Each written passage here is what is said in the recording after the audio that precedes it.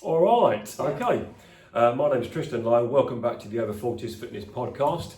And my guest today is Emma Tatlow of Active Lincolnshire.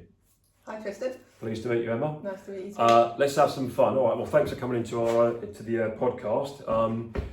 Just to be clear, I saw Emma, you did a talk about a year ago at the Lincolnshire Business Club, Lincoln Business That's Club. right, yeah. And I thought to myself, right, I'm going to one day hopefully get in touch with Emma and bring her into the channel because of what your line of work is. All right, so who do you work for? What do you do? Yeah, so I work for Active Lincolnshire.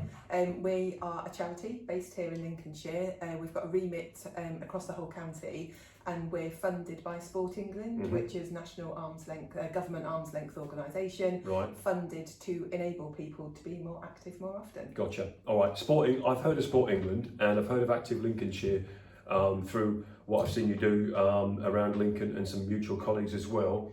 So, is Sport England is that a government organisation, government funded organisation? Yes, they're an arm's length government organisation, so they're funded in part by DCMS and in part by the National Lottery. So actually a lot of the money that comes through to Active Lincolnshire to help us support communities in our place is National Lottery funding. Gotcha. Okay. And so what happens? They have a yearly budget, or and they send it to all different counties in the UK. Yeah, that's right. So there's a whole network of active partnerships. So every county has an active partnership. We're all set up slightly differently because it's very much based on local need. Yeah. So here in Lincolnshire, we're an independent charity, and we have a board of trustees. And yes, about 60% of them at the moment of our funding comes through from Sport England. Yeah. And that tends to come in kind of a 5-year agreement.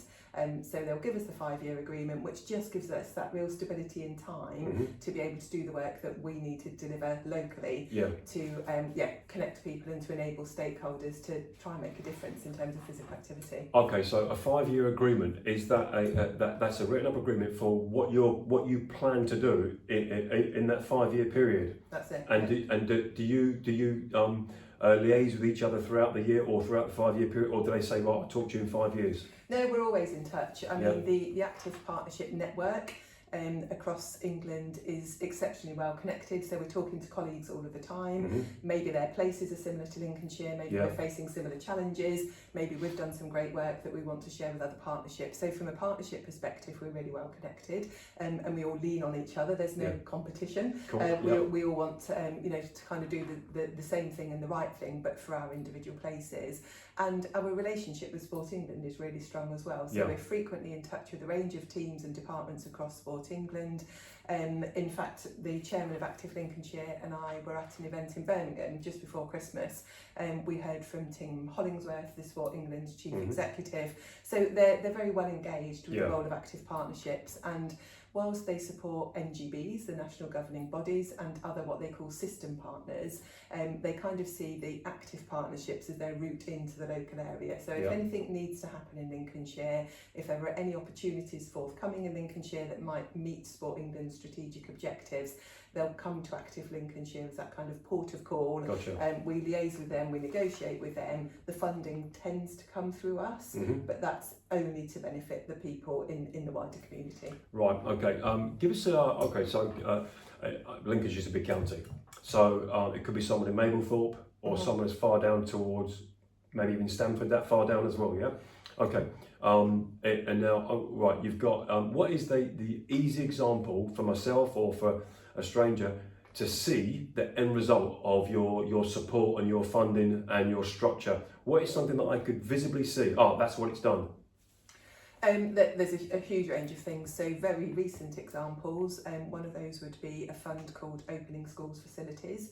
And we've worked with 22 schools in different parts of Lincolnshire to enable them to open their facilities for wider community use. Right, gotcha. So because of the very rural and disparate nature of our county, in some areas people, their local facility might be a school, they might have 20 miles to get to their local leisure centre, for example. So there was a school just north of Market Raisin that had a swimming pool, but they needed a little bit of funding to enable them to open that swimming pool to community use. Gotcha. So the Opening Schools Facilities programme enabled that school to do some repairs, to train some of the staff, to provide longer hours, and therefore residents in that area can now go swimming in that swimming pool, which was previously only available for school children.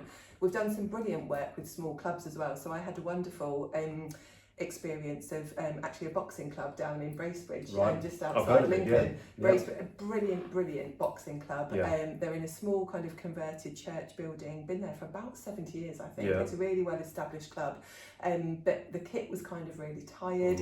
There wasn't enough to go round. I think the club has just boomed in terms of its popularity. It's really affordable.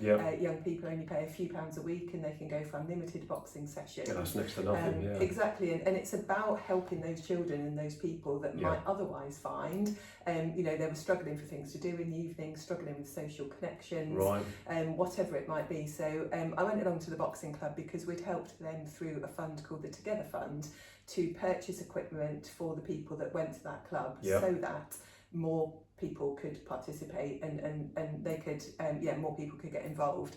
I spoke to a few of the participants when I was there that evening, and the difference that it had made to them. They were so proud of having the new kit in the club. They were really excited. They want to show it to me. And I just remember having one conversation with a 17-year-old girl who had said during COVID she'd actually found herself becoming quite lonely. She felt really isolated. She'd ended up spending a lot of time in a bedroom at home.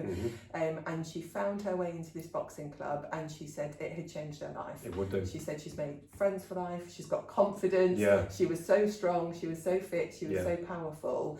And so, just to see the difference that makes. But we can only do that when we've got really good community groups, clubs, organisers, coaches, people working in the sector. How did they know about it? Did they approach you, or did you just happen to know about the club and that it was struggling? It can happen in all sorts of ways. So through that particular programme, over a 3-year period, we've actually ended up supporting 98 clubs, and 88% of the activities that we funded originally have now managed to be sustained.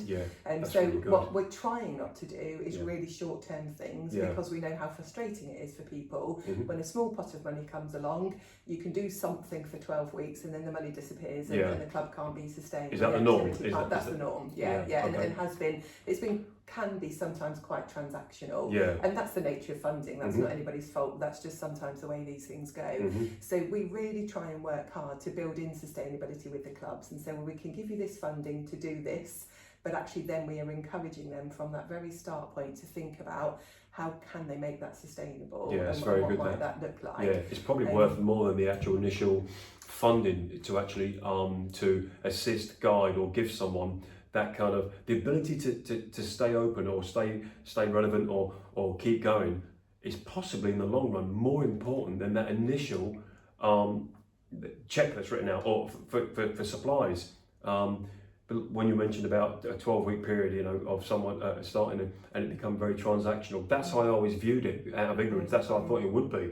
But if you're actually going to an establishment and working with them for it to actually have longevity after, that fully resonates with me. That's a really good thing to do, because then it's not just a check. No, and that's what's so important about it, because one of our key objectives as an organisation for Active Lincolnshire is to support a resilient and a relevant physical activity sector in Lincolnshire, because it's our ultimate goal to get more people to be more active, to tackle the challenge of inactivity, physical inactivity, which is a big challenge for our county. But it's not our job to do all of the delivery, but it is our role to connect with those organisations. So to really answer your question about how do these people find out about us, we as an organisation have actually been around for 20 years. So we started as the Lincolnshire Sports Partnership, and we were a department within the county council long before I was involved in the organisation. So that with it, itself brings reputation and connections. We've had a brilliant team of staff who are all exceptionally passionate people. It's not the kind of job that you do if you just want to come along and do your thing and go home at the end of the day. You're very involved. You've got to be committed. committed, you've got to be involved, everybody's well connected. So we have contacts through connections, through our team being out and about, through our promotion, our publicity.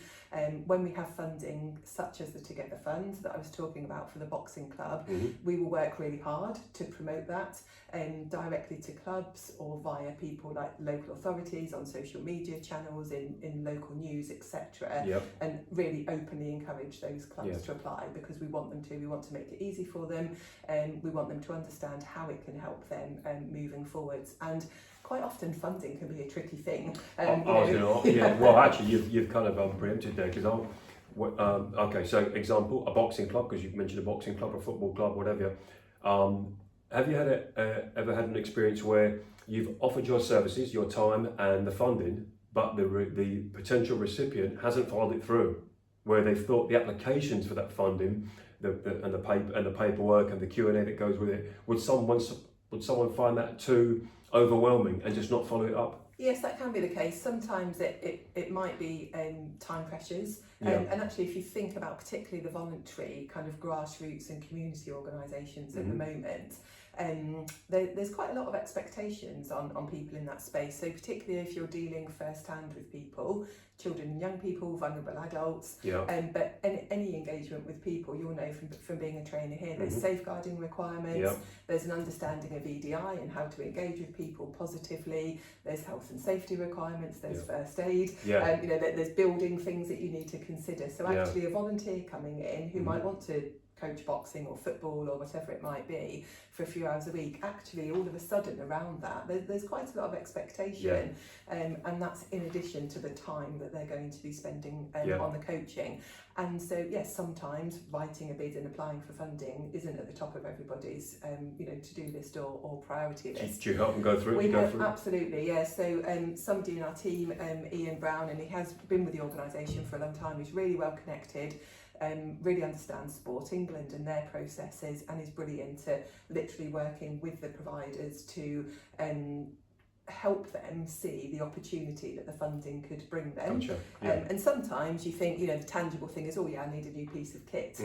But actually Ian will sit down and speak to the club or the coach and have conversations around what else might be able to help. And they work through that together. So yes, the Together Fund has seen, I think it's definitely over £300,000 worth of investment in Lincolnshire.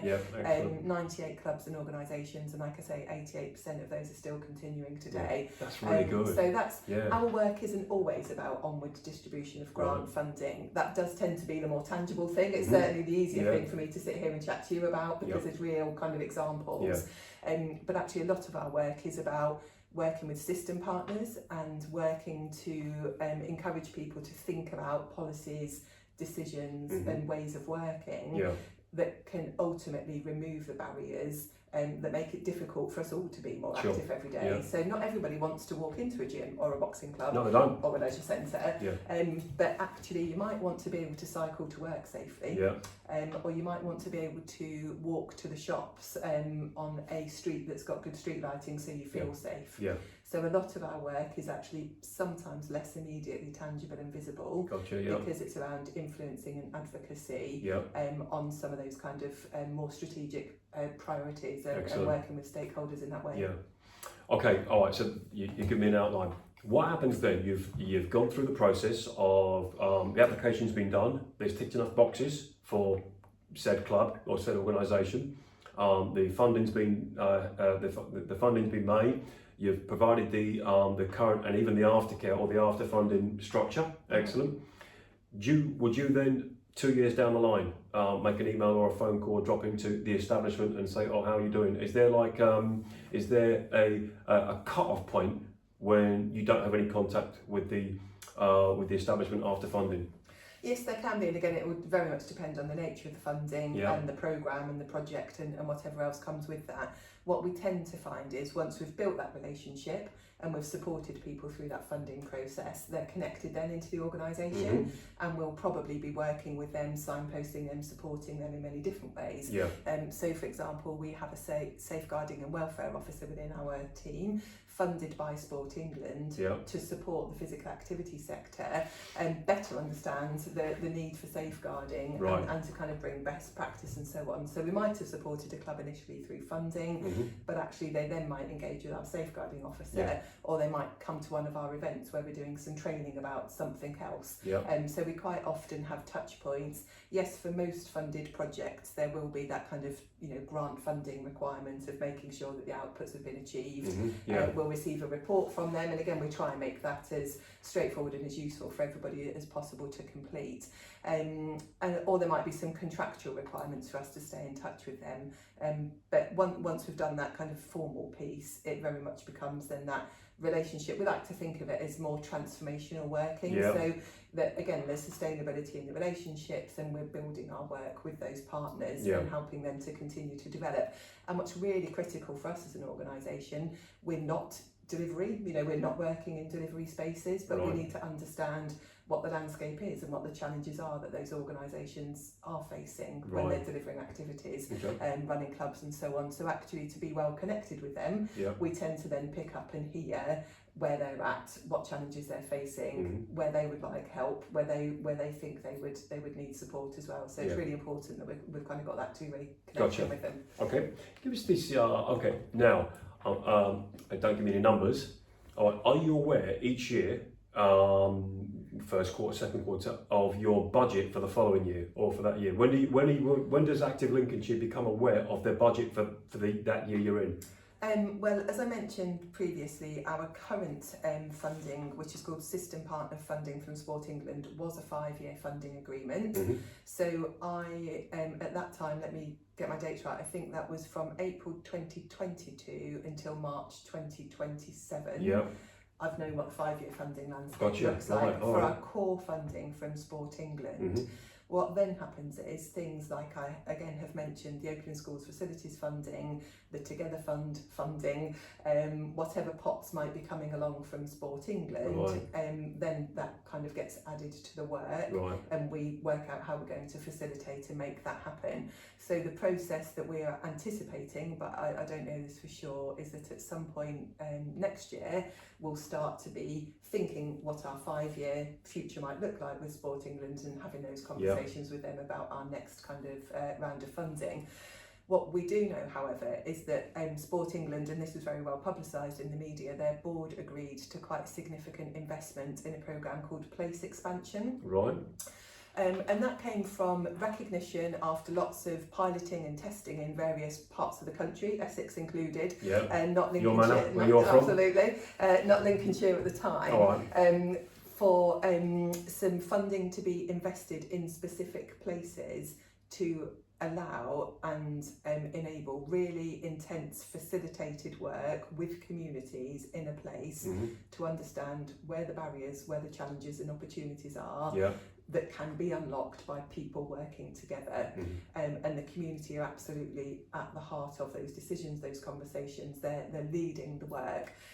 So we are currently working with Sport England on what's called a Place Expansion programme for East Lindsey and Boston in Yep. Lincolnshire, and we expect that some other places might come on stream as well with that piece of work. So news is literally launching. Like I say, it's not confidential. This will be but national news. there will be, yes, but we haven't yet started the work. We're on the verge of that piece of work. Yep. And what that means is that we can, because in Lincolnshire, if you think about people in Mablethorpe, their situation, their environment, where they live, their access to facilities is extremely different to somebody living in Boston, which is very different to somebody living in a rural part of West Lindsey. Right. Yeah. So actually for us to have a one-size-fits-all approach across the whole county absolutely creates benefit, but greater or additional benefit can also be made by us going into some identified places to really, really help and understand those communities. Gotcha. And all of our work is absolutely underpinned by tackling inequalities. Mhm. And what that means is that we'll be looking to see where in those places people are facing greater barriers to participation. That could be because of their socio-economic group. It could be because of disabilities, it could be because of different ethnic minorities, it could be women and girls, for example. So we'll have a real, our work anyway is underpinned by focusing on those groups, because we know that they are less likely to be active, they face greater barriers to be active, but actually they also would see the greatest gains from being active. Gotcha, So we're really, really focused. Some uncomfortable conversations ever? Do you have to are there difficult or uncomfortable conversations which you are well versed at, if there are? Well, I mean, give me an example. What is an uncomfortable, difficult conversation? In my line of work as a trainer, an uncomfortable conversation would normally be held at the very first of the consultation phase. Whether it be the medical history, whether it be the health and fitness, but sometimes there's always something that arises, often in a personal training, not so much sports massage, but a personal training consultation when someone comes to us, and it could transpire during that first hour, at the very worst, within the next couple of weeks of training, that there's another issue arises. And so what I do, Emma, as an experienced trainer, I get the uncomfortable, difficult conversations out of the way early with the prospective client, to remove any barriers and grey area early. And so we're both aligned from day one, what they're here to do, why, what they're going to do, how we're going to do it, and how it's going to be. And even then, it could be 5, 6 weeks down the line, 3 months down the line, and I'm with a client that I've got to know, and something arises either in the appointment itself or in between when they contact me during the week, and it can be uncomfortable or a difficult concept. We're talking bereavement, we're talking problems in the home. It'd be nothing to do with their body, because we clear that up at the medical side. If they've got to go and have blood tests done at their GP to coincide with their training, I say the only discomfort is you've got to wait for the nurse to put the syringe in. But but that's a lot more personal involved, and it's one person with one person. Yours is on a grander scale. So are there any difficult, uncomfortable conversations you have to deal with? I think it's a really interesting point. I guess as you've been speaking, I've been thinking about one of the things that we always do is lead with the data and the insight and the information. So in our role as to tackle these inequalities, we need to influence and inform businesses, operators, providers of activity, etc., all of those kinds of organisations and individuals. Actually, if you lead with the data and the information, it somehow takes that uncomfortableness out of it, because we're depersonalising the conversation. This isn't about you and I, but this is actually a fact. You've got empirical evidence to start with. Evidence here that, I don't know, for example, I haven't got a percentage off the top of my head, but in East Lindsey, I think we've got 26% of people living in East Lindsey are living with multiple disabilities, and that's one of the highest levels in the country. That is high. In Boston, Boston has one of the highest levels of childhood obesity in the country, and there are statistics to back up that fact. And then you start thinking about, so if we're wanting to enable those people to be more active, because we know it helps their physical and mental health, we know it's going to help childhood obesity, we know it's going to help a myriad of challenges that the NHS are facing at the moment in terms of people needing to access medical services. If we can do that prevention piece, an early intervention through physical activity, it's going to kind of make all of these savings. So there's something around having the data, having the insight, understanding the narrative and why it's important. If you're an employer of 100 people and your 100 employees are perhaps not particularly active, they're not particularly healthy, they've got a very sedentary job and they might be sitting behind a computer screen for 8 or 9 hours a day, there's really clear evidence to link that to long-term health conditions, MSK, back problems, shoulder problems, but also people not particularly feeling good about themselves, so not having positive mental well-being, and therefore time off work, days off work, appointments, whatever it might be, sickness, long-term sick, etc. So actually, by presenting the evidence in a robust way, people kind of then tend to see, actually, yes, and they can see that they've got something, they can influence something that's going to make a change to those behaviours. And the other really important piece is bringing people with that lived experience into those conversations. Gotcha. Okay. So I'll use an example of that with somebody that we've worked with a lot, and has absolutely changed my perspective on this. So I actually came into this sector from a completely different sector. I used to work in tourism and the visitor economy. My learning and understanding around inequalities and the barriers that people face to being active, has significantly changed in the last 4 years since I've been with Active Lincolnshire. It's a good thing. I'm still learning. I'm learning all of the time. Yeah. Same here. And that's important. Yeah. And we're proud that we continue to learn all of the time, because I don't think you're ever going to know everything. But I was introduced to a lady. Actually, she lives in North Lincolnshire, and at the time her daughter was 7, and she's severely disabled and relies on a motorised wheelchair and multiple carers for 24 hours in the a home. day. Yeah. And her mother is a very now passionate campaigner for children with disabilities, because when she starts to tell the story of her daughter, and explains that in the house they live in there's a play park, a play area just across the road. She also has a son who is able-bodied and doesn't have any disabilities, and so the son would like to go and play outside. They know it's good. Children need to be playing outside, don't they, every day, and that's why it's so important that we have play spaces in our estates and the places that we live that are safe and accessible. But many of our play areas are not accessible. Yeah, gotcha. So Lorna's able-bodied son can play in the play park, but her disabled daughter is unable to even get through the gate. Gotcha, yep. And she certainly couldn't go on any of the equipment was she able to get through the gate. So it's about showcasing those stories and the experience of that family, because that impacts the whole family. And also how those children are then not integrating with each other. Yeah. But actually we want everybody to be able to take part together. This isn't necessarily about setting out separate activities for separate people. It's about starting from the point of inclusion. So all activities are inclusive for everybody, and therefore everybody can take part. So it's about telling those stories and highlighting those stories to people. And that's what resonates with them. A story like that would resonate with anyone. Absolutely. It's so different from the story about the boxing club in Lincoln. They're so different. Yes. And yet both of those stories resonated with me. Yeah. And so it's all about that influence and advocacy. So now when quite a lot of we'll sit on funding panels, so if other decisions being made about pots of money, for example, my team and I will quite often be invited to go and be part of the panel that's making the decisions. So in that example, because we've got that evidence, we know how important it is that children are active, and we know that children's activity levels are decreasing. Yeah. We know that we have people, of course, living with disabilities in our communities. We believe it's our role to advocate for when those planning permissions and decisions and funding is being made, to say, please invest in play parks, but please invest in accessible play parks. Gotcha, okay. And make sure that going forwards, we're not sticking to the old routine of building and investing and repairing at play parks that are not accessible. Right. Because we've got to change. Yeah. Our facilities need to change.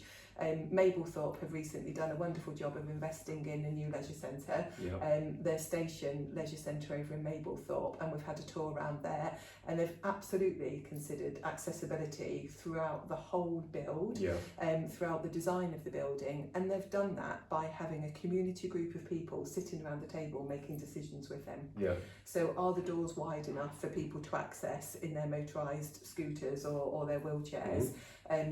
If anybody needs any walking aids, are the lockers long enough to be able to store them in there while they go to their classes? Right. Where are the facilities for visual impairments? Where are the facilities for people with all different characteristics? It's a lot of things to think about. It is, but it's important that they're all the things that we are thinking about. And actually, we take that further still. We think about the language that we're using. We have recently launched an inclusive language guide.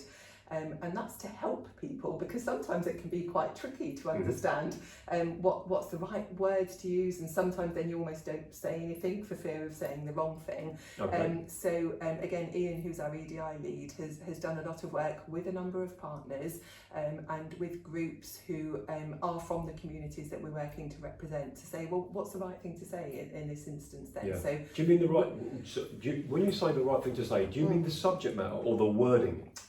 Kind of both, but predominantly the wording. So you and Ian, the organisation, you are essentially reading the room. Depends on where you are. whether it be the top or the bottom of the linkage, is it the same wording, the same wording and phrases that are used with you call it inclusion and wording? Yeah. Would you use that for someone just outside Stanford and use the same wording for someone in Mablethorpe? Absolutely, and you'd use it with whatever sector you were in. So, it's thinking about, I've brought my name badge in today because I wasn't sure when you asked for a prop, what prop I needed. I'll tell you what, hold still. I'll tell you what we're going to do. Look at that. We're going to hold this right up to the camera. Hang on. It looks well used, I'm not going to lie, I've obviously worn it a lot. But that's got my pronouns on it. Oh, I see. So right. we have conversations about why is it important to use pronouns. Yeah, and why is it? And because for transgender people, if you are trans and you might want to be referred to as they, you might want to be referred to as he, you might want to be referred to as she, but it's not right or appropriate that somebody else is judging what your pronoun might be. Okay. So by everybody using their pronouns, it makes just a much more inclusive environment. And that's why I see that then on LinkedIn.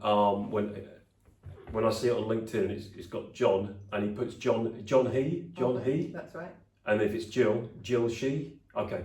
So all the team at Active Lincolnshire, they do that. We use our pronouns. We when we start meetings, we talk about what an inclusive meeting looks like, and we talk about the fact that we and nobody in the meeting would intentionally use any language that might be derogatory, that might offend anybody. But if we do, we're always prepared to hear that feedback and to learn from that. And as I say, then this kind of inclusive language guide has been really helpful and has been adopted by people in all sectors because it's not bespoke to the place. It's not bespoke to our work.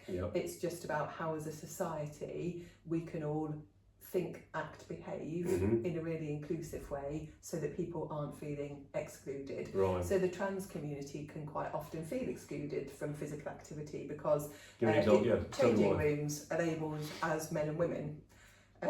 Prizes are offered as men and women, competitions men and women. You know, at the elite level there's been a huge amount of conversation, hasn't there, around athletics and various other sports and things.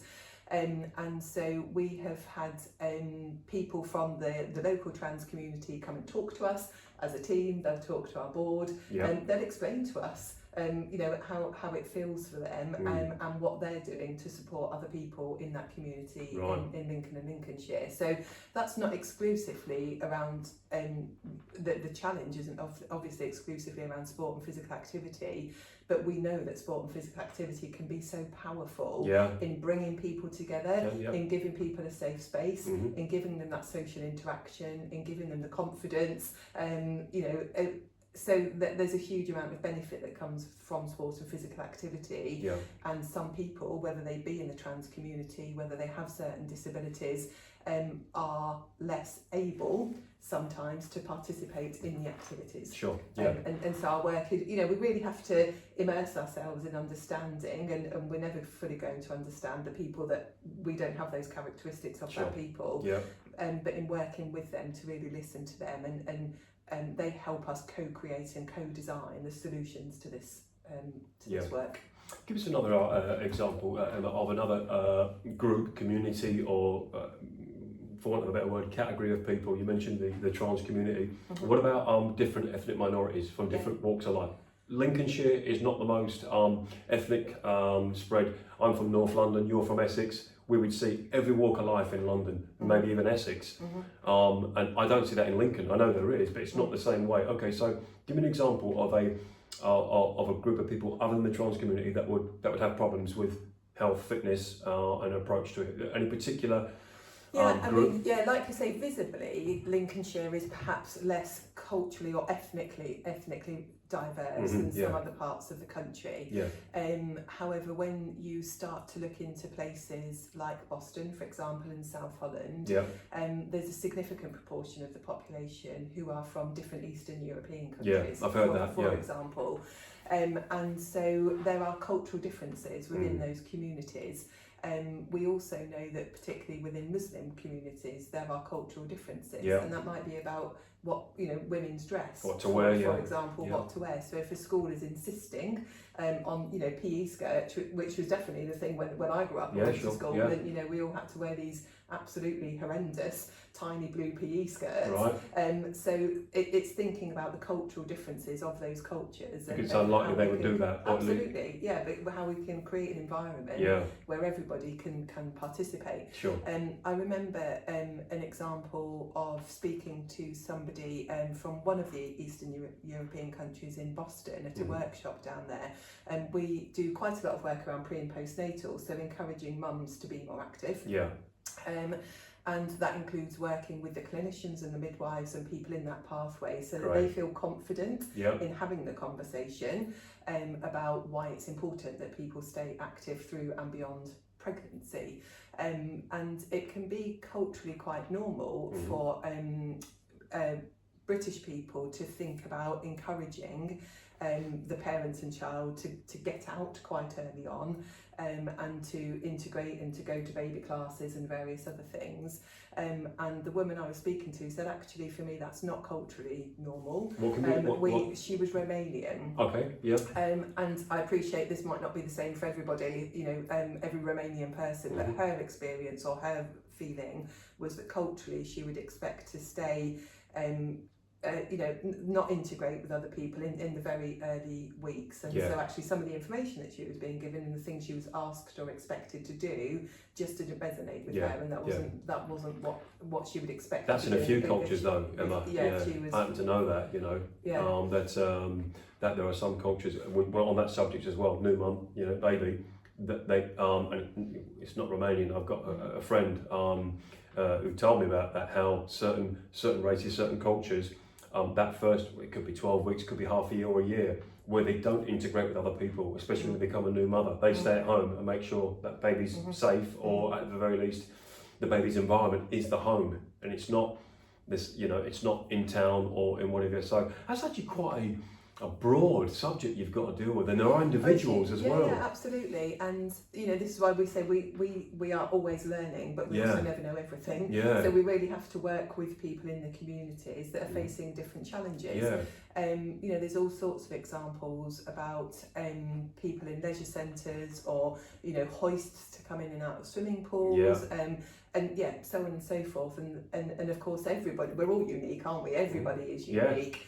So we always try and start off with that point of, if we can be as start from the point of inclusion and really encourage everybody to think inclusively, that their activity, their building, their facility, their planning decisions is as inclusive as it possibly can be, then it opens up so many opportunities for other people. That's a lot of thinking to do. It is a lot of thinking, and it goes beyond the thinking as well, because if from a promotional you know, kind of perspective, you're trying to raise awareness of something, and quite often we've done a lot of work on this in the coast actually, and we've got some brilliant examples of this. We were working with clubs and activity providers on the coast to increase their membership, to think about inclusion and how inclusive they were, and to get more people to participate.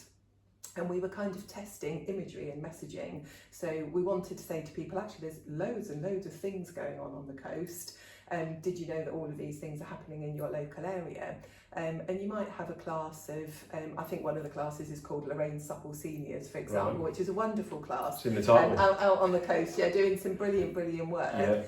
But if people hadn't been to that class before, they hadn't walked through the door of that facility, and they didn't quite know what to expect when they got in there, and they weren't quite sure what a TRX band was, but that's what they were going to be faced with. It was really important that the imagery and the messaging around that made it as welcoming as possible for people to participate. And thinking about the inclusion piece, that's thinking about the images that we're using in our promotion. So I often reflect on, particularly, may I say, private sector gyms. You know, certainly the bigger gym brands. You'll tend to see adverts with somebody looking pretty ripped, possibly not wearing very much.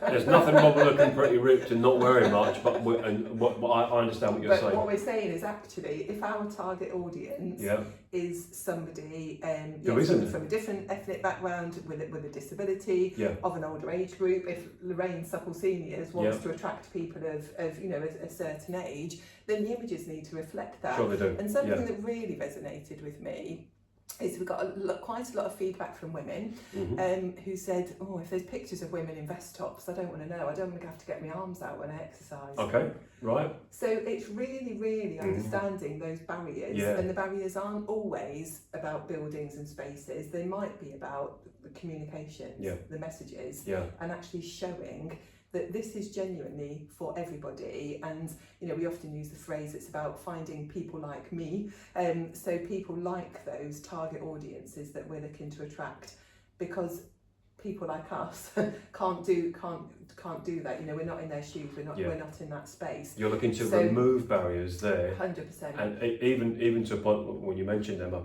in terms of the marketing and the adverts and the way that the promotions put, the way that people see it, you know, and again, I understand that, you know, if you mentioned you go to a big brand health club and it's one of these where you pay £20-30 a month to go and everyone's body beautiful.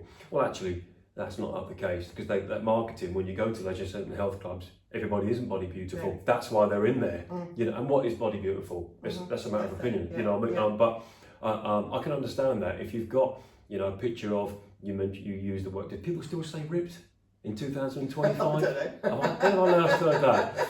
I guess, yeah. Although I do see a lot of people on social media, women, we mentioned women, and they put, when they're about to get married or they're going to their friend's wedding, they call it the shredding for the wedding. Oh, do they? I saw that a couple of years ago. I thought, that's ghastly. And then I saw another one, just off topic here, it was one where the group of women, they were all sort of 40-somethings, maybe even 50. They were going away for their annual girls' trip, you know that phrase, and they said, I saw this about, I don't know, 5-6 years ago, no carbs before marbs. Oh yes. And I understand that. It's not my world, but I understand it, you know. So but we're talking on a much more sensitive end in your line of work and what you do. Because if you're dealing with all different categories, communities, cultures, subcultures, nationalities, you know, social, economic, the postcodes. I've always understood that someone's physical environment is just as influential on their physical health as the house they live in, or who their parents are. You know, their bloodline or their somatota or their body shape, their physical environment. You know, that's why you see usually a lot of combat athletes. You mentioned boxing. Generally, the best boxers in the last 100 years come from inner cities. Yeah, because their environment is hostile. They're brought up in a hostile environment. And to step into the ring is a hostile thing to do. It's a very audacious thing to do, to get involved in combat sports. But we're getting off there. So, okay, what is a good day for you look like? You go into your office Yes, we're sort of hybrid. So sometimes in the office, sometimes at home, sometimes I'm out and about. Right. What's a good day for you? If you were to be on the phone with friend, family at 6-7 o'clock at night, and they were ringing you up to talk about what you're watching on Netflix tonight, and they say you had a good day. Like I get people to me, you know. What's a good day? How can you actually sum up in one sentence a good day for Emma at Active Lincolnshire? I think for me it's the collaboration piece and the opportunity to talk to others about the work and to see that we're making progress, that we're influencing, that we're connecting with people, and that things are resonating and landing. I guess in my role, I'm very much thinking about the kind of the strategy for the organisation and the direction. The team are very busy doing, you know, the detailed things on a day-to-day basis. Yeah. But if I can see that our work has landed with somebody in a way that we've created a connection about the work and we can work together to make a difference, I think that's really positive. That's a good day. We're a team of 12. Yeah. We're not going to be able to tackle the challenge of physical inactivity in Lincolnshire. We know that over 30% of adults in Lincolnshire are inactive. Right. And that means they're moving for less than 30 minutes a week. A week? A week. And that's a third of our population. Right. One of the highest rates in England. Yeah. And as you say, that's to do with the home environment. Yeah. That's to do with health conditions. That's to do with money. That's to do with, you know, so many other things. So on our own, we can't tackle all of those problems. But what we can do is build really good, trusted, honest relationships with people who ultimately together we can all make a difference. And in Lincolnshire, that for us is the Let's Move Lincolnshire strategy. So we have Uniting the Movement at a national level. That's the Sport England piece. But here in Lincolnshire, we've got Let's Move Lincolnshire. And I kind of say that we're the guardians of that strategy, but it's not ours. Okay. Doesn't matter what me, my board and my team do, Yeah. or however much supporting the money give us, to be honest. At the end of the day, we cannot do all of that work ourselves. Sure. Yeah. But what we can do is connect with, there's actually a workforce in Greater Lincolnshire of 28,000 people involved in delivering physical activity. Yeah. There are local authorities who are making decisions about planning, about policies, about access to buildings, about play parks, Yeah. about the new road infrastructure, the new housing estates that are being built, how wide the footpaths are, Right. how much green space there is, how much street lighting there is at night. So if we can connect and collaborate with those people who are making those kind of decisions, then together we can really make a difference through the Let's Move Lincolnshire strategy. Superb. That is a lot to take in. Well, you know it is. You know, and actually in the last half an hour, it's actually I've learned, you know, just in this half an hour, you know, and I'm just sort of scratching the surface of what goes into it. Give an example of a country, not a county, another country that is already tangible evidence that they're successful with this kind of thing, with this kind of structure. And self-awareness and awareness of a community. I'm thinking of a country straight away that I've been to myself. Okay. But a place where you would know, or think or know, that I've already got it sorted. They've sussed it. They're the leaders in your field. Yeah, it's a really good question. I mean, I'm jumping to Holland in terms of particularly from the access travel piece. And you know, if you've ever been to Holland, I've not known. Everybody's on a bike. Yes, everybody is on a bike. Not just in Amsterdam, not just in Amsterdam, across Holland. It's flat. It's safe, it's easy, yes, it's flat. I was in a place called Leiden actually with my previous job on a number of occasions. And it really amazed me. There were parents cycling to work with 3 kids on the back and the shopping and the laptop and everything else, and they thought nothing of it. Yeah. And it doesn't matter what the weather is. And the difference is bikes have priority, and drivers very much enable and allow that, you know, to happen. Yeah. The signage, as a cyclist, I turned up there. I didn't need a map. I didn't need my routes on my apps or anything else. I just followed signs, and I could cycle for miles without fear of getting lost. Yeah.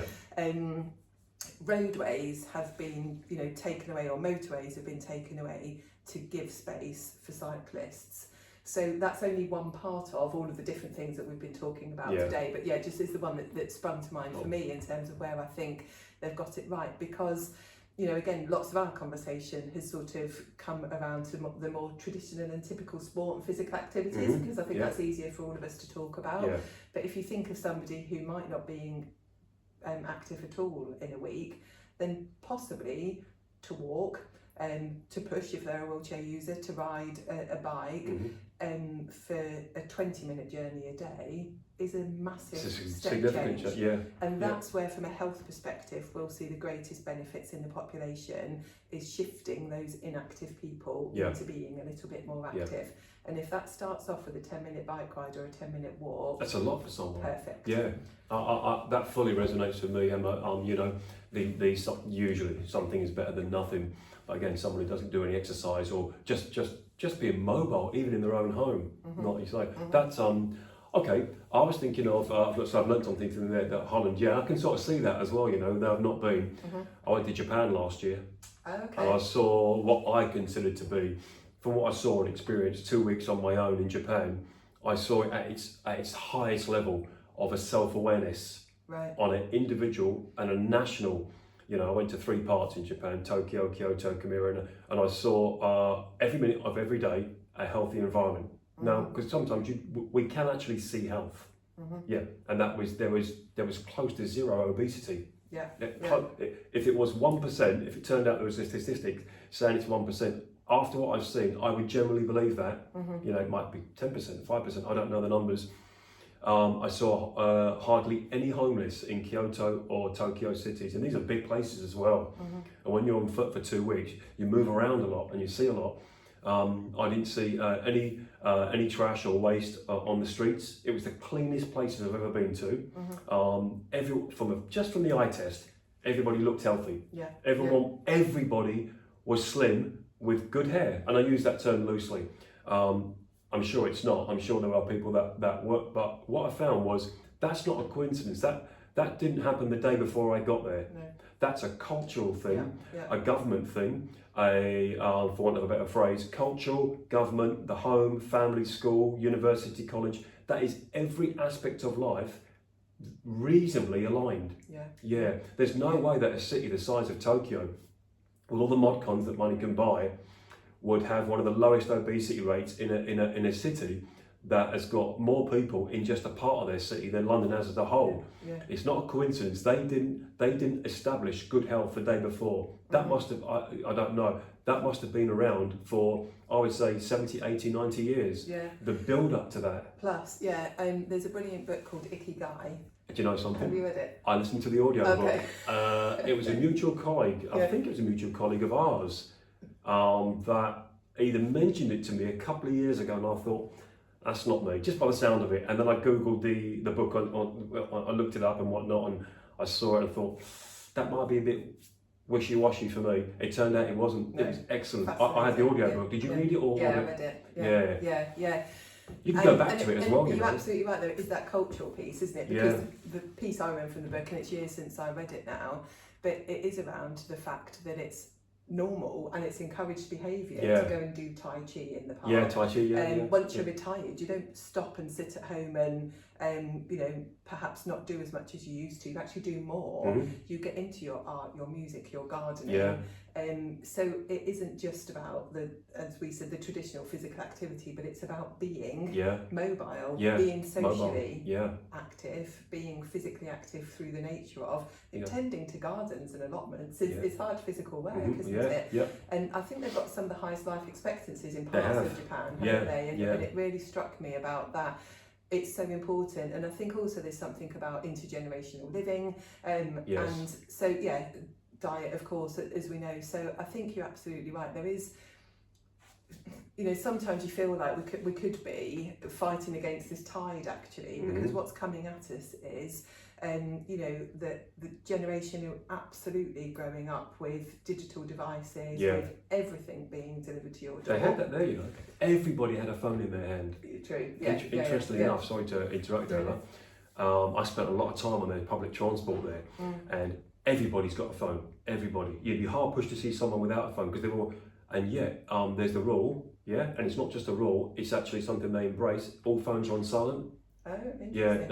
And I found it so cathartic to stand on a train for half an hour, wherever I was going, and we're talking rush hour as well, and the train is packed like the London Underground, and you can hear a pin drop on it. And this is in rush hour with, well, I imagine up to 1,000 people on a train, and you can hear a pin drop because no one turns their phone. Everyone's phone is on silent, and if they and they talk, there's no talking on phones on trains. And I thought, would that work here? I think that would just be I can't imagine it being introduced to that kind of thing into the UK. Maybe on a certain carriage or something. I think I've seen that actually. There are quiet zones. Quiet zones. That's it. You do get them on. In fact, I think I've walked through. I've never seen anything like this, and that's not a that's not again that must have been around for a while for it to work so well, where everybody's on board.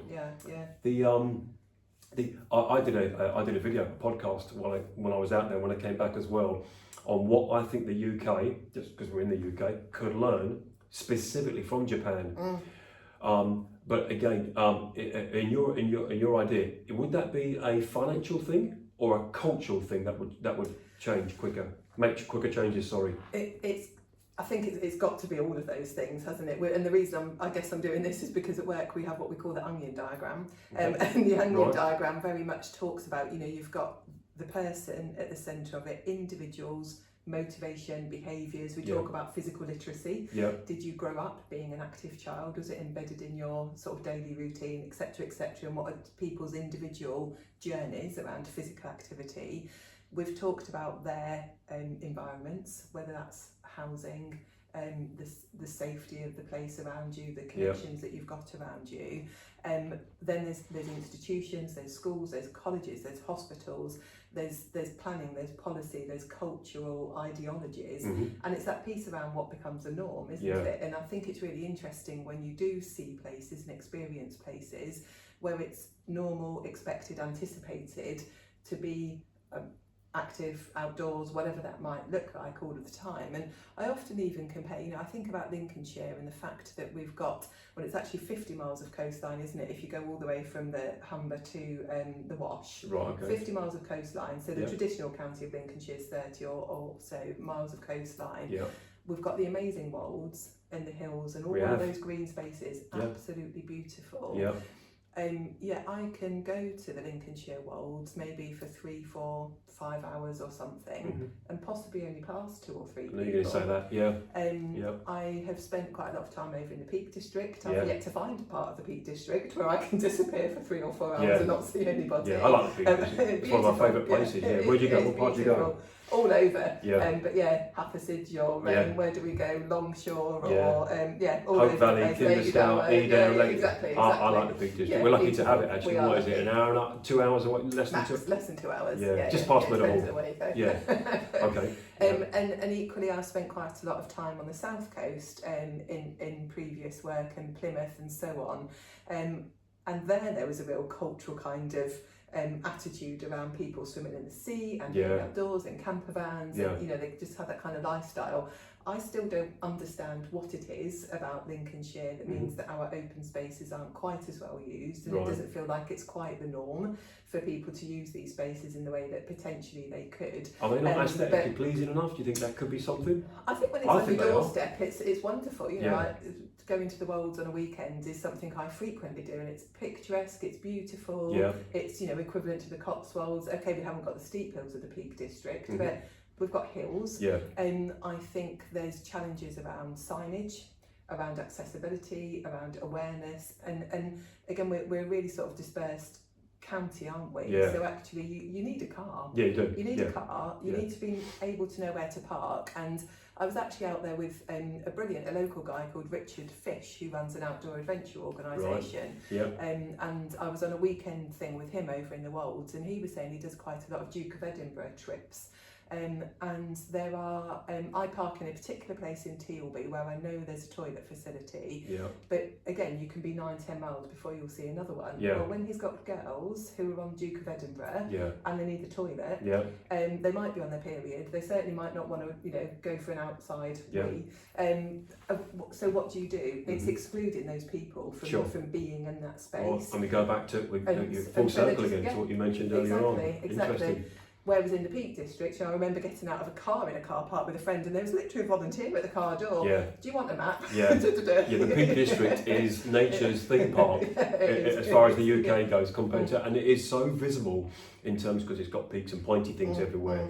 And you go to the Peak District, you think everybody in the UK is fit and healthy and wears rab coats or rab jackets. That's not the case though, is it? No. That's not the case, and it certainly isn't the case in Lincolnshire. And not everybody can afford a rab jacket. Not everybody can afford a second pair of walking shoes. Yeah, they don't work for rab, what I mean? That's just a brand, I'll hide the brand over. Okay, it's on. But, so there's all of these barriers and all of these reasons, but going back to the point about Japan, there is absolutely a huge piece of this that is about our cultural identity, our behaviours as a nation, and somehow collectively, it's not one person's responsibility. The government can do some things, they can't fix all of this stuff.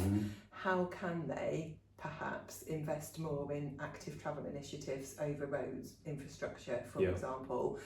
How can people that are responsible for our outdoor areas provide better signposting, make it easier for people to go there? So there are a huge amount of things. So again, when you ask about what can we do, well, we can't do any one of those things, and I think that's why this work can feel sometimes very complex. We know that we can't solve it all, but we say, okay, well actually the greatest gains can be made over here, either in this place or with this type of audience or within this type of area. That's where we'll focus our efforts. And do you know what's really important and helpful for us is that we always think, well, if we do that, we always learn something. It might not work, and it might work wonderfully well. Whichever way, we've always learned something. And if we can take that learning and share it, our inclusive language guide being one example of that, let's just share this work and let's tell other people about it. And we don't always need to be involved in the conversation or involved in making things happen.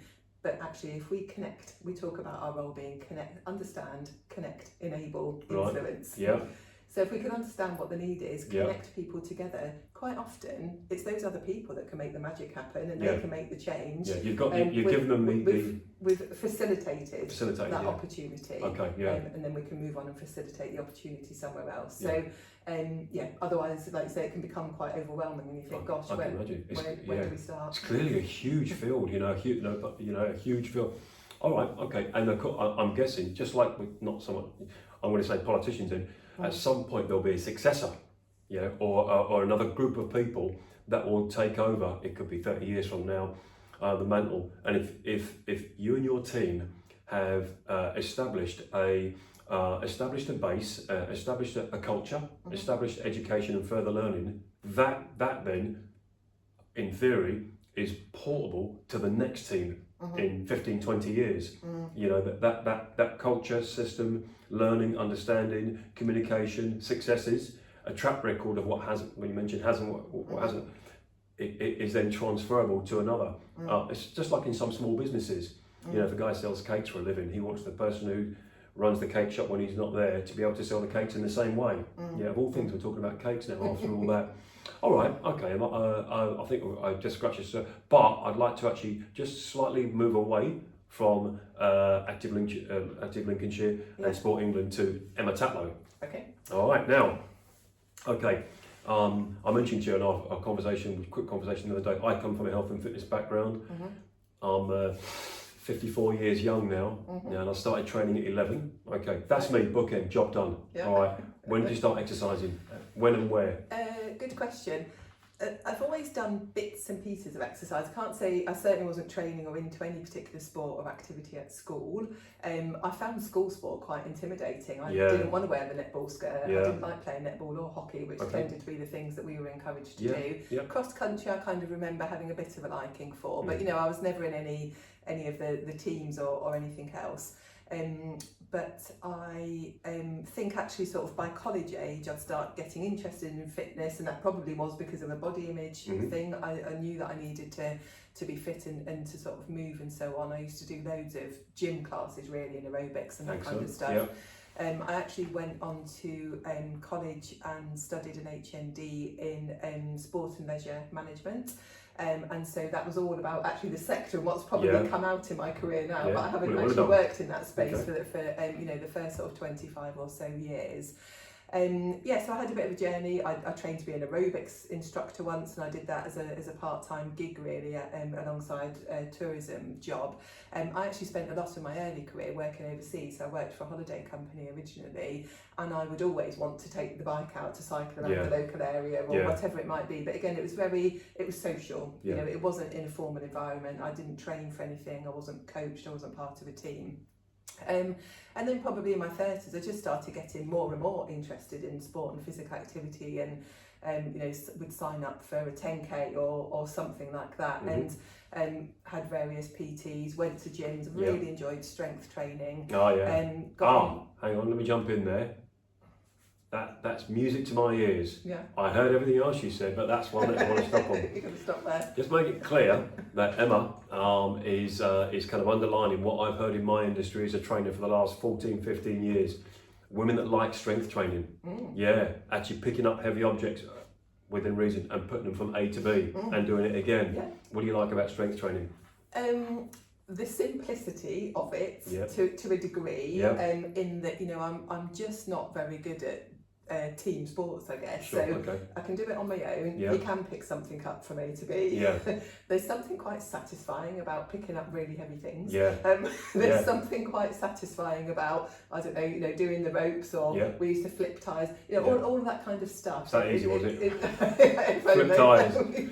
Strength training. But it really appeals to me, and the older I've got and the more I've read about it, the more important I understand it is, particularly for women. And my only regret is, why didn't I do this earlier, or why wasn't I doing it? Every woman I've trained has said that. All my life, I've always been in and out of gyms, but it's become more and more consistent, probably over the last, 15 years or so. Okay. All right, so you've done aerobics, you've done cycling, UK, overseas, you got into strength training, you've had trainers. Now you went on to another form of fitness, another form of training after, or yeah, events. so then I think cycling was the first. So I don't know if you're aware of an event in Lincolnshire called Castle to Coast. Can't recall it. No, it's a business kind of event that a number of, now I've forgotten the main organisers, but Right Vig are involved, a number of the corporate organisations are involved. They do it on a voluntary basis, and it's a 100-mile bike ride from Lincoln to the coast and back. And it happens on a Thursday in June, and when it very first started, it was a networking opportunity. It was a shout out to the business community: get on your bike, take up the challenge of riding 100 miles and chat to other business people en route. And at the time I was heading up Visit Lincoln, the tourism organisation in the city, and Matt Corrigan, actually from Lincoln Business Improvement Group, said, come on then, let's get a team together and we'll enter the Castle to Coast. So I'd ridden bikes before, but that was the first time I kind of got a road bike, and I got my clip-in shoes, and I did a Giant bike. And actually it was pre-Giant here, it was that long ago, it was before they had their shop here, but it was a Giant road bike. And a group of us from Lincoln Big started to train, and we took on our first 100-mile bike ride that year. That was, I think, 11 or 12 years ago, actually, because and I've done it almost every year since. Superb, and it's brilliant. The event has changed significantly. The quality of the bikes and the riders has changed significantly. It's gone from being a very informal networking event to something that all of these sort of big groups of proper bike clubs turn up and take part in. But nevertheless, it's good fun. And from there I went on to do triathlons, and I had done a couple, I think, of sprint distance triathlons when I lived in Cheshire many years ago, and I remember one of them particularly being a ladies only triathlon, and it was brilliant, and I think that probably gave me the confidence so I could do a sprint distance. And so got into some, at the time they were still doing the sprint ones in Lincoln and Woodall Spa with OSB, and then through a couple of friends and contacts and various other things decided that I was going to do a half Ironman distance. And I'd done half marathons, but I hadn't really put all of the disciplines together and swam properly for a while. Anyway, so that's kind of where it all started, really. So I've done a few of those now. How'd you get on with swimming? Really enjoy it. I love it. Yeah, really enjoy it. I think that's, I find that really good mentally. I don't know if you're familiar with Activities Away, the beautiful lake that we've got just off the A46. I've gone past it a few times, Amazing swim venue. We're so lucky to have that on our doorstep. So throughout the summer, it's really social, but it's also extremely tranquil place to be, and it's just beautiful. So yes, I love swimming.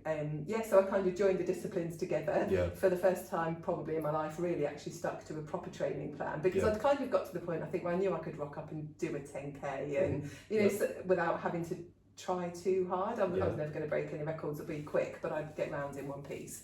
And I was just ready to do something that was a bit more challenging. I've always enjoyed those challenges. I've got teams at work to do the National Three Peaks Challenge, and I've joined in the Yorkshire Three Peaks. I've always been a bit driven by challenges, by the outdoors, to be honest. That drives a huge amount of it for me, by seeing new places and exploring new places, whether that's swimming, biking, running, mountains, whatever it might be. And triathlon just seemed to be that kind of nice, a decent level of challenge that I needed to make an effort to have a training plan. What was the strongest? That's a good question. I'm honestly pretty, I would say, middle of the road on all of them. Maybe if you looked at, how I came sort of compared to other people, I do slightly better on the swim. But I always think in the triathlon that's not particularly helpful because it's such a short part of the race. When you've got 112 miles on the bike or whatever, if you're strong in your bike, a long time that's for where you need to be. So I've not actually done a full Ironman all in one day, but I did one last year over 3 days, which was in North Yorkshire. Excellent. Which is brilliant. Very tough, but really good. And just that level of challenge really motivates me. All right. Okay. So and in terms of friends and family, have you got children? No. Okay, so who is the person that is closest to you, that is on board with it, that is on board with your physical fitness and health and sporting events? Yeah, I guess I'm lucky to have... Like a training buddy or something? Yeah, I've got loads, and to be honest, it's been a massive thing for my social sort of circle as well. As we've said, I moved up here from Essex, and probably at least half of my really good friends in and around this area now are down to triathlon and sport and physical activity. And they are, and we want to get on our bikes early on a Saturday morning, or where we're going to go for a run tomorrow, or whatever it might be. So in fact, I remember seeing somebody in November last year who I've known for 5 years, and she said to me, "Oh, Emma, I've never seen you with your hair down." Okay. Because you're always out doing something. Always out there, with your training gear on, or your bike helmet or whatever. So loads and loads of friends, really strong friendship group that's come as a result of that. And like everybody, we're all sort of up and down, aren't we? We're not always consistent all of the time, but that's been really, really positive. And my parents are brilliant. They live in Essex still. They're not naturally sort of into sport and physical activity to the same extent themselves, but they were up there in Yorkshire with me at Paigney Bridge, flying the flag and cheering me on. So it's brilliant. Okay. There's I like it. I like the outdoors. It can be daunting for some people. I don't talk to someone who's got agoraphobia. But the outdoors, the great outdoors, and we're not talking overseas. We're talking just Britain. That open space can be daunting for city folk, and some folk that aren't. I'm from North London. You're from Essex. Although I always thought Essex, they had a lot stronger accent than that. I used to watch Birds of a Feather. It's not the same. It's not the same. No. Shows my knowledge of Essex. Not the same. Okay. And I've been in Lincolnshire, well, out of Essex, I guess, for quite some time. Okay, right. So, all right. Last thing, final thing. Okay, and we'll touch on the links to the Active Link as well. A few questions I'd like to ask. What's your go-to movie? Oh gosh. On the spot, you had no idea. No, I do it for them one, I don't even go for one. What would I go for? No. All right, pick whatever. All right, okay. What's your go-to music, artist, album? I said this recently. I did a radio show on Lincoln Community Radio. Simon and Garfunkel. Oh, okay, right, okay. Your go-to meal? Oh, pizza or a roast dinner, but I'm vegetarian, so it's going to be a vegetarian roast. Vegetarian pizza. Okay, vegetarian roast. So that's basically a roast dinner, but no meat. So it's potatoes and veg, and veg on a pizza. Okay. So, all right. Okay. Now, if you could have another profession, another career, what would it be? You press a button tomorrow morning, and you are that person. What would it be? It's got to be outdoors. Something to do with being outdoors. Walk leader or a ride leader, or something like that. Excellent. I can see you doing that as well. Separate from what you already do. All right. Well, okay. Can you give us our listeners and our viewers some links to Active Lincolnshire? We are going to put some visuals inside the video as well. Emma, where can they find you? How can they get in contact?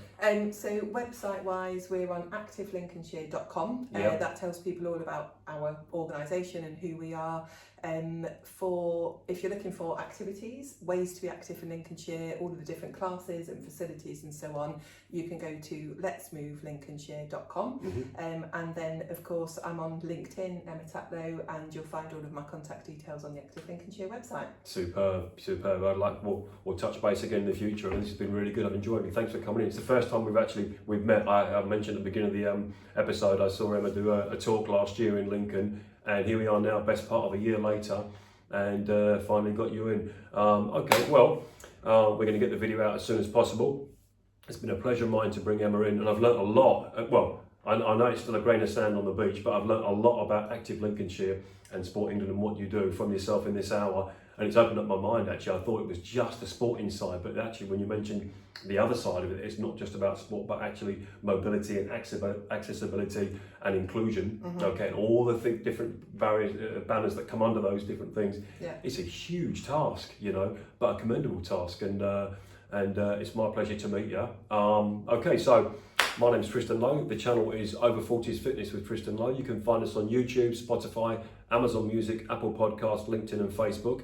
Until the next time, Emma Tatlow from Active Lincolnshire. Look her up, and thanks for coming. Thank you so much. My pleasure. Thanks, cheers. Everybody. Happy New Year. Cheers. Thanks. Bye now.